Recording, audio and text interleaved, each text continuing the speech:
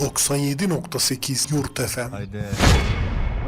Suriye'nin Türk asıllı Cumhurbaşkanı Edip Çiçekli kimdir? Türk kökenli bir aileden olan Edip Çiçekli, 1909'da Osmanlı Suriye'sinin Hama sancağında doğdu. 1930'da Fransız mandası sonrası Suriye ordusunda subay olarak görev yaptı. Daha sonra Antoine Saade önderliğinde kurulan Suriye Sosyal Milliyetçi Partisi'ne üye oldu. Suriye'nin Fransa'dan bağımsızlığının ardından 1948'de Arap-Suriye Savaşı'nda gönüllü olarak savaştı. 1949'da Hüsnü Ezzaim liderliğinde Şükrü El-Kuvvetli hükümetine yapılan darbeye karşı çıktı. Ezzaim, Çiçekli'nin de üyesi olduğu parti lideri Antoine Saade'yi idam ettirince Suriye yeniden kaosa sürüklendi.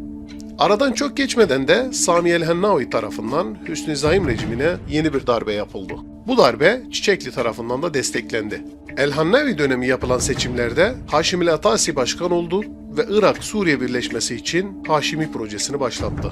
El-Atasi'nin bu projesine karşı çıkan Çiçekli, Suriye'deki Haşimi etkisini kırmak için Aralık 1949'da yeni bir darbe yaparak El-Hennavi'yi tutuklattı. Darbe sonrası kurulan bütün hükümetlere sağ kolu olan Fevzi Siloh'un savunma bakanı olarak dahil etme şartı koydu.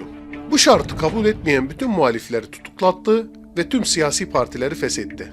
1952'de resmi bir hükümet partisi olan Arap Kurtuluş Hareketi'ni kurdu. Cebeli Dürüz bölgesinde yaşayan Dürzülerin ona karşı çıkması sonucu 1954'te direnişi bastırmak için Dürzü bölgelerini bombalama emri verdi. Bu gelişmeler sonucunda Suriye'nin bütün bölgelerinde Çiçekli'ye karşı isyan başladı. Artan olaylar neticesinde Baas Partisi ve Dürzü subaylar önderliğinde Şubat 1954'te Çiçekli'ye darbe yapıldı. Darbe sonrası Lübnan'a kaçan Çiçekli, Lübnan'daki Dürzüler tarafından ölüm tehdidi alınca oradan Brezilya'ya kaçtı. Çelişkili bir siyasi serüvene sahip olan Çiçekli, 27 Eylül 1964'te Suriyeli bir Dürzü olan Navvaf Gazali tarafından Brezilya'da suikasta uğrayarak öldürüldü.